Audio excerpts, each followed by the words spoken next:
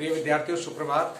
आज हम कक्षा 12 हिंदी साहित्य में संकलित पाठ धरती कितना देती है पढ़ने जा रहे हैं, जिसके कवि हैं सुमित्रानंदन पंत। आपने पिछले वीडियो में इनकी दूसरी कविता भारत माता आपने पढ़ा था। आज हम इसकी दूसरी कविता पढ़ने जा रहे हैं। इसकी रचनाएं और इसके बारे में आपने पहले ही पढ़ा। उच्छ्वास, गुंजन, ग्रंथि, वीणा और पल्लव की प्रमुख रचनाएं हैं। इस संकलित कविता में बताया गया है कि कवि बताना चाहते हैं कि स्वार्थ और लोभ के वशीभूत होकर कोई ऐसा काम करना नहीं चाहिए जिसके परिणाम अच्छे नहीं हो। यानी जैसा कर्म वैसा उनको परिणाम मिलता है। यही बात यहाँ बताने का प्रयास किया है। चूंकि यहाँ पर हम देखते हैं कवि इस कविता के माध्यम से बताता है कि किस तरह से एक लोभ के में आकर के और व्यक्ति अपना काम करता है और उसके वशीभूत उसको परिणाम उसका क्या मिलता है। देखिए, देखते हैं ये धरती कितना देती है। कविता है सुमित्रानंदन पंत की कि आज धरती कितना देती है, मैंने छुटपन में छिपकर पैसे बोए थे। यानी कवि बताना चाहता है कि किस तरह से ये धरती कितना देती है। मुझे इस बात का पता नहीं था, लेकिन मेरे बचपन में मैंने मेरे छुटपन यानी मेरे बचपन के समय पर मेरे पास कुछ पैसे थे और वो पैसे मैंने जमीन के अंदर बो दिए। मुझे पता नहीं था कि इसमें कोई पौधा निकलेगा अभी या नहीं। मैं तो यही सोचता था जमीन में जो कुछ बोया जाता है वो सब उगता है, पैदा होता है, फसल होती है। तो मेरे दिमाग में भी यही था, मैं पैसे बोऊंगा तो मेरे पैसे बहुत सारे हो जाएंगे। यानी एक नासमझ यहाँ कवि के मन की बात सामने आती है। यानी बचपन में उसे आभास नहीं था कि जीवन की वास्तविकता क्या है। तो कहता है कि आज धरती कितना देती है कि मैंने छुटपन में छिपकर पैसे बोए थे, सोचा था पैसों के प्यारे पेड़ उगेंगे, रुपयों की कलदार मधुर फसल खनकेगी और फूल फल कर मैं मोटा सेठ बनूंगा। ये मेरी कल्पनाएं थी। यानी बचपन की कल्पनाओं को किस तरह से कवि ने यहाँ बताया है कि पैसे बोऊंगा, पेड़ बनेगा, उसको पेड़ द्वारा बहुत सारे पैसे मेरे पास खनकते हुए पैदा के रूप में नजर आएंगे। पर बंजर धरती में एक अंकुर फूटा। कवि ने उस धरती को ही बंजर बता दिया। हम समझ सकते हैं कि पैसा कैसे उगेगा, लेकिन कवि की कल्पना में धरती को बंजर या बांस साबित कर दिया कि पर बंजर धरती में एक अंकुर फूटा, बंजर मिट्टी न एक भी पैसा उगला, एक भी पैसा वापस नहीं आया उसमें से। सपने जाने कहां मिटे, कब भूल हो गए, मैं हताश हो बाट जोता रहा दिनों तक, बाल कल्पना के अपलक पावड़े बिछाकर। यानी मैं बालक की कल्पना की भांति में सोचता रहा कि कब तक अब हो गए, लेकिन काफी दिन निकल जाने के बाद भी कोई पैसे उसमें से उगने वाले नहीं थे। मैं अबोध था, अर्थात मुझे जानकारी नहीं थी। मैंने गलत बीज बोए थे। ममता को रोपा था, तृष्णा को सींचा था। यानी ममता और तृष्णा ये मेरे अंदर थी और इनको ही मैंने रोपा, और इसी का परिणाम ये हुआ कि वहां पर मुझे कुछ भी हासिल नहीं हुआ। देखिए किस तरह से लोभ यहां पर नजर आता है कि अर्धसती हराती निकल गई तब से कि मेरे जीवन की अर्धसती यानी आधा शताब्दी अर्थात 50 वर्ष मेरे जीवन के व्यतीत हो गए। मैंने जीवन का आधा समय व्यतीत कर दिया। 100 साल यदि हम अपने जीवन की समय सीमा मानते तो 50 साल मेरे जीवन के व्यतीत हो गए। फिर मुझे कुछ बोध आया, कुछ जानकारी आई, कुछ समझ आया, कुछ ज्ञान आया। तब क्या था कि कितने ही मधु पतझर बीत गए अनजाने। यानी कितने अच्छे मधु पतझर, मीठे पतझर, मीठे बसंत और कितने 50 निकल गए मेरे जीवन के। ग्रीष्म तपे, वर्षा फूली, सर्दी मुस्काई। यानी ये सारी चीजें मैंने हर ऋतु को मैंने देखा। वर्षा ऋतु देखी, गर्मी ऋतु देखी, शरद ऋतु देखी। सीसी कर हेमंत कपे, तरु झरे खिले वन। और जब फिर से गाड़ी उदी लाल सा लिए, गहरे कजरारे बादल बरसे धरती पर, मैंने कोतूहल वश आंगन के कोने की गीली तह में यूं ही उंगली से सहलाकर बीज सेम के दबा दिए मिट्टी के नीचे। भूखे अंचल में मणि मानिक बांध दिए हों। फिर देखो मेरे 50 साल जब जीवन के मेरे बीत गए तो एक दिन कितने ही बसंत, कितने ही शीत, कितने ही वर्षा, कितने ही गर्मी ऋतु, कितने ही ऐसे सपने मेरे जीवन के सब निकल गए। लेकिन जैसे ही एक बार बरसात आई मेरे जीवन के 50 साल बीतने के बाद, और मैंने वैसे ही सामान्य तौर पर कुछ बीज सेम के थे मेरे पास, जो उंगली से सहला करके मैंने जमीन में उनको दबा दिया। अब तो देखो क्या होता है, चंद 4-6 रोज बाद ही वहां पर कितने ही मणिमाणिक से बंध गए, खिले वो पौधे उसमें से निकलने लगे। मैं फिर भूल गया इस मिट्टी की घटना को। यानी मिट्टी में मैंने बीज दबाए थे, मैं इस बात को मैं तो भूल गया। जैसे बात भी क्या थी, याद जिसे रखता मन।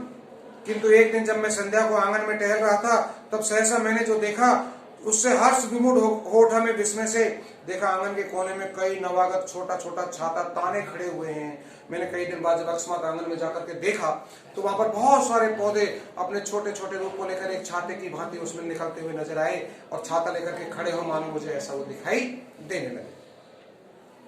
छाता कहूं कि विजय पताका उन्हें जीवन की। कि उनको मैं छाता कहूँ या विजय पताका कहूँ अपने जीवन की या उनके जीवन की, जो मुझे वहां पर वो उगते हुए वहां इस तरह से उनको लोग दिखाई दिए। या हथेलियां खोले थे नन्ही प्यारी, जो भी हो वे हरे भरे उल्लास से भरे, पंख मारकर उड़ने को उत्सुक लगते थे, डिंब तोड़कर निकले चिड़ियों के बच्चों से। जैसे कि वहां पर नए नए पौधों को जब मैंने देखा तो उल्लास के मारे हरे भरे लहलहाते हुए वो मुझे दिखाई दिए, और ऐसे लग रहे थे मानो कि कोई पक्षी या चिड़िया के बच्चे जैसे अपने डिंब को, अपने अंडे को निकल करके, खोल से निकल करके बाहर उड़ने के लिए अपने पंख को फड़फड़ा रहे हो, ऐसे ही वो उगते हुए पौधे मुझे वहां पर दिखाई दे रहे थे। सहसा निर्निमेष क्षण भर में उनको रहा देखता, सहसा मुझे स्मरण आया कुछ दिन पहले बीज सेम के रोपे थे मैंने आंगन में। तो मुझे एकदम याद आया, और यार कुछ दिन पहले मैंने यहीं पर ये सेम के बीज बोए थे, वही उग करके पड़े हुए हैं। मैंने उन्हीं से बोने पौधे की ये पलटन मेरी आंखों के सम्मुख अब खड़ी गर्व से नन्हे नाटे पैर पटक बढ़ती जाती है, और मैं देखता हूँ वो नन्हे नन्हे वो नाटे नाटे से पौधे अब धीरे धीरे बढ़ते हुए आगे जा रहे हैं, यानी और भी वो बड़े होते जा रहे थे। दिन प्रतिदिन उनकी स्थिति बदलती जा रही थी। तब मैं उनको रहा देखता, धीरे धीरे अनगिनत पत्तों से भर गई झाड़ियां, और धीरे धीरे मैंने देखा तो कितना आगे वो बढ़ते चले गए। पत्ते भी बढ़ने लगे, बेलें बढ़ने लगी, चारों तरफ से बेलें झाड़ियां रूप में फैल गई वो बेलें जो है। फिर क्या होता है कि हरे भरे टंगे कई मखमली चंदोवे से पुष्प आने लगे, चारों तरफ ही वहां पर दिखाई देने लगे। बेलें फैल गई, बलखा आंगन में लहरा, और पूरे आंगन में उनकी बेल फैलने लगी। और सहारा लेकर बाड़े सी टाटी का हरे भरे 100 झरने फूट पड़े ऊपर के, यानी कितने कितने झरने फूटते हैं ऐसे, उनमें कितने कितने सारे पुष्प खिलने लगे, नई नई कौपलें, नई नई डालियां, नई नई बेलें, ढेर सारे पूरे आंगन में वो फैल जाती है। मैं अवाक रह गया कि वंश कैसे बढ़ता है। तब मुझे पता चला कि वंश इस तरह बढ़ता है। जरा जरा से बीज बोए, पौधा निकला, और आज कितनी लंबी लंबी बेलें मेरे पूरे आंगन में, मेरे ऊपर छान तक पहुंच गए। छोटे तारों के छितरे, फूलों के छींटे, झागों से लिपटे लहरी श्यामल लतरों पर इस तरह से चारों तरफ लदे फदे वहां पर दिखाई देने लगे। पुष्प अवलियां वहां पर ढेर सारी लगी हुई थी। सुंदर लगते थे मावस के हसमुख नभ से, चोटी के मोती से, आंचल के बूंटों से, और समय पर उनमें कितनी फलियां फूटी। और कुछ ही दिनों बाद मैंने देखा कि वहां पर ढेर सारी फलियां प्रत्येक बेल में वहां पर निकलती हुई वहां पर दिखाई दे रही थी, यानी पुष्प बेलों के लताओं में चारों तरफ देखने पर फली ही फली वहां पर नजर आने लगी।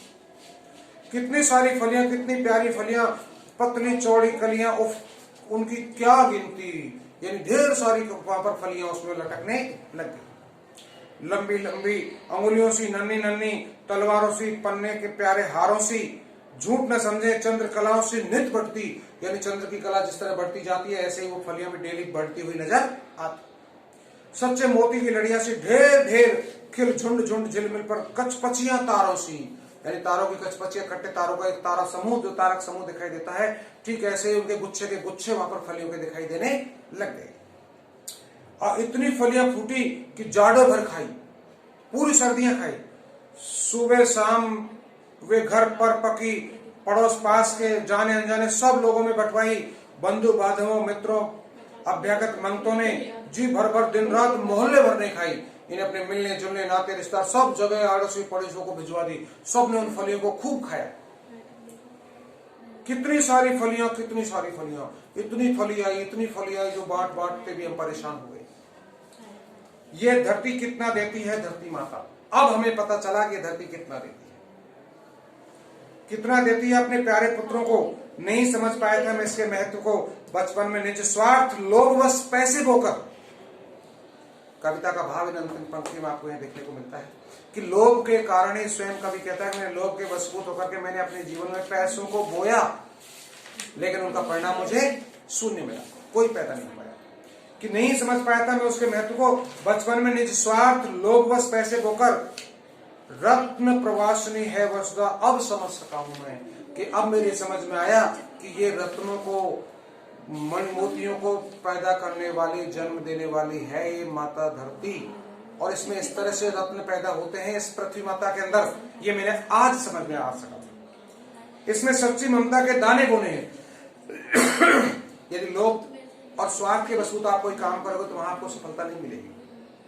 आज ले कभी ये जान पाया है सुमित्रानंदन पंत, वो कहते हैं कि इसमें सच्ची ममता के दाने बोने हैं, यानी इसके अंतर ममता और दया के और सहानुभूति के यदि बीज हम बोते हैं तो निश्चित उसका प्रतिफल हमें प्राप्त होता है।